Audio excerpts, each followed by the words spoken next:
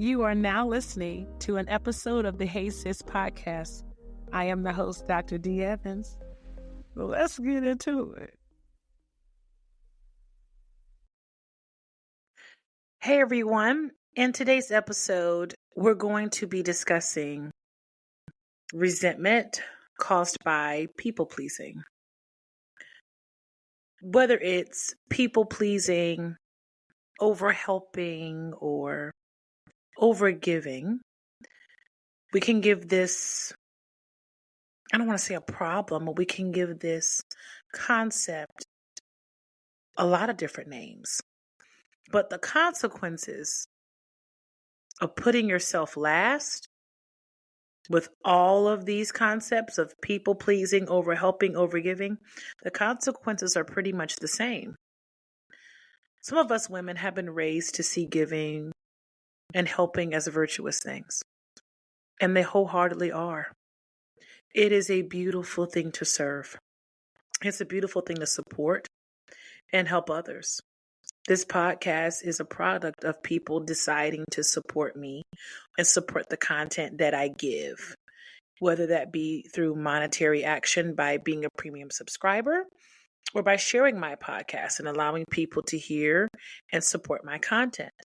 However, people pleasers don't always know when to draw the line. They give and give as if they have an endless supply of time, energy, and resource. Now, people pleasing is not about believing whether or not God is Jireh, because He is. People pleasing is not about doing the Lord's work. People pleasing isn't about being a better Christian. People pleasing is often about control. It's often rooted in a person's need to elevate or somehow boost their own self-esteem, or to avoid conflict, or even manipulate a situation or an environment so that a person can feel at ease. There is a cost with not being clear about your actions. There is a cost with not being clear with others concerning your motivations behind friendships, giving, or even your request for time. Resentment is what I'm going to focus on in this particular episode. But there are many aspects that I can define as negative outcomes of being a people pleaser. But I really want to focus today on resentment. It's the cost of overgiving. It's the cost of oversharing. It's the cost of people pleasing. The more you try to please those around you, it's the less time you have for yourself and the things that you need and the things that you desire. And that leads to feeling resentful.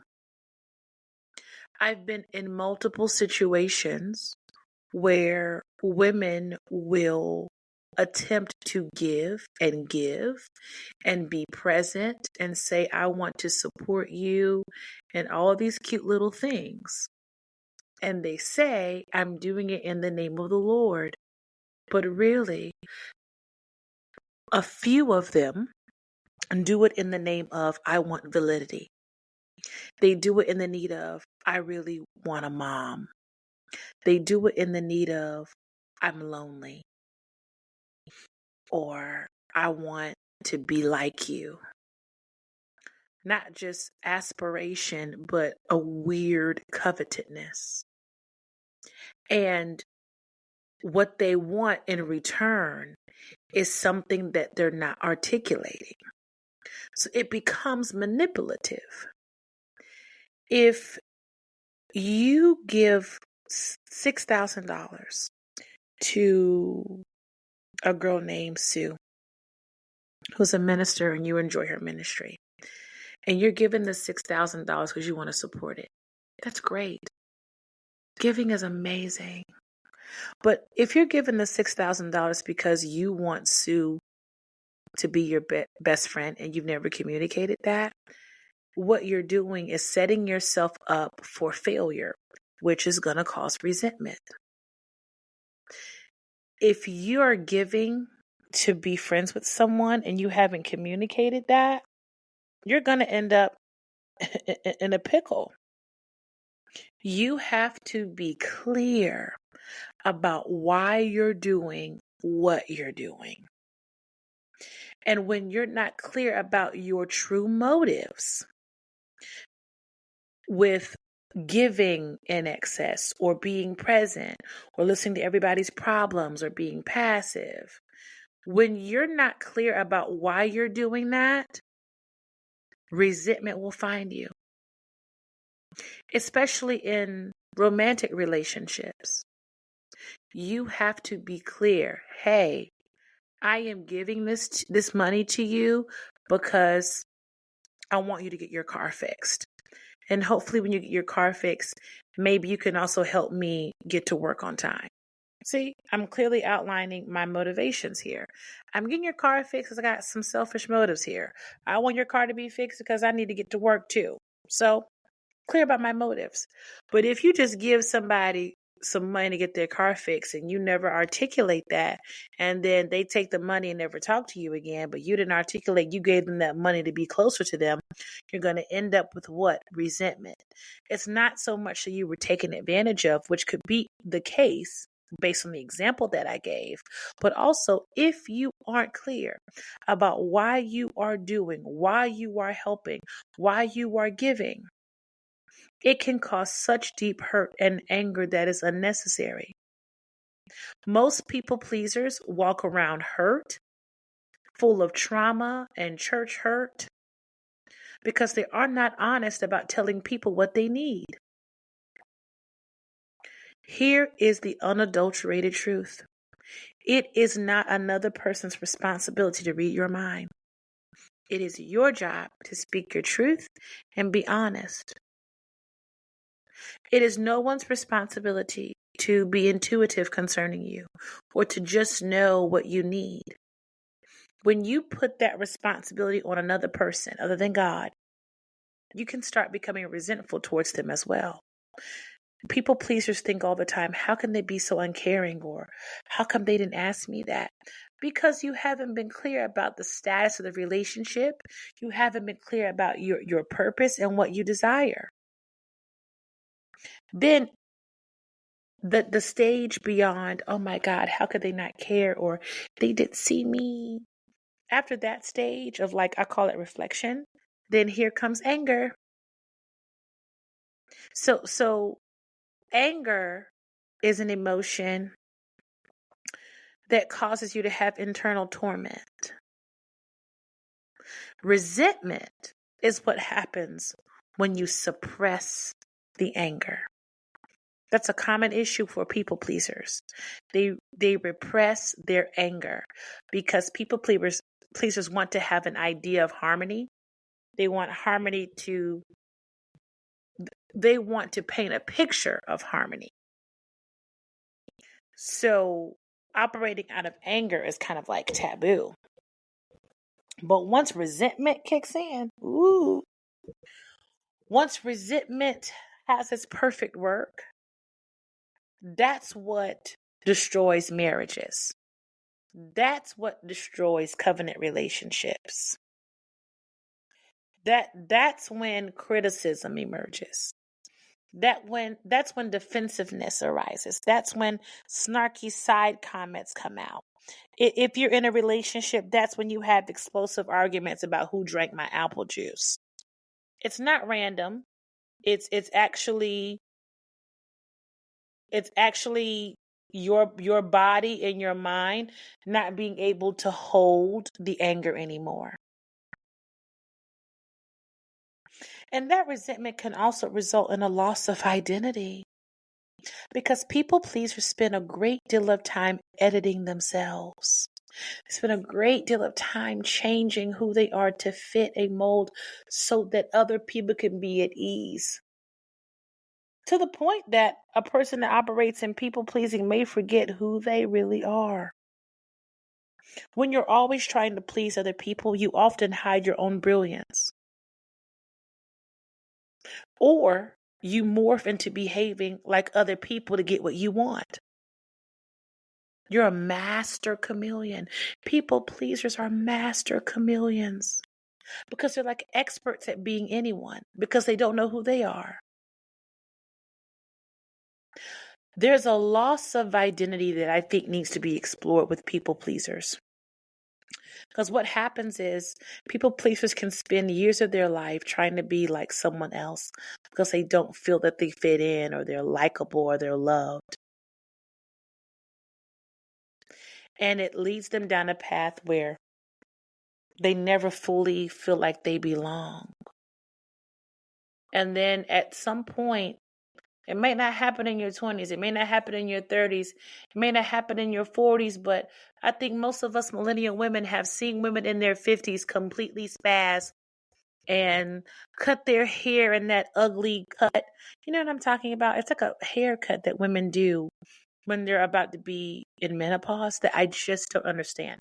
I'm like, I know that you can have hot flashes, but why do you have to look like the truth is that you're tired? I don't understand. But most of us have met some woman that it's clear she mad at the world for some decisions she made. And now she's taking it out on everybody else. I think the stereotype of bitter black woman might be that as well. The patterns of people pleasing and resentment and loss of identity, those patterns, they can be unlearned. You don't have to stay a people pleaser. You don't have to accept this as the final say concerning your life. Okay? If you realize that your relationships often look one-sided because you're the only one planning the outings, that you're the only one that's the listening ear, you're the only one that's the shoulder to cry on, you're the only one paying for things, you're the only one everyone calls when they need something, or you're the only one that's always holding space for other people.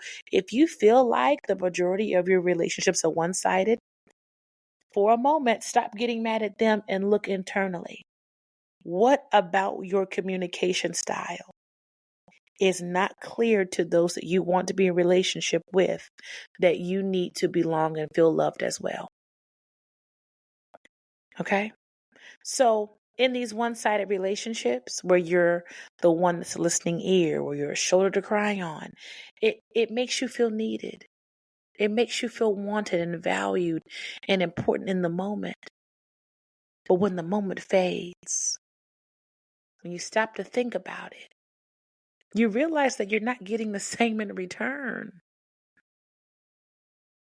That's why people pleasers always have multiple short-lived relationships, because it's fun at first. And then you start getting exhausted of always having to pick up the phone and hearing someone's issues. And then here comes a resentment. And then here's like a crazy confrontation that feels like it came out of nowhere, but really you were harnessing offense and resentment because you're giving what you want to get, but you're just not good at communicating it. So therefore, the other person isn't informed of what you want back from the friendship or the relationship, and you're mad at them and they're mad at you because you lashed out. It's unnecessary. It's so unnecessary. Lady that's listening, women that are listening, I need to overemphasize to you, what you want matters. How you want to be loved matters. It matters. When you don't open up to your friends and express that, you really keep people from being able to love you well.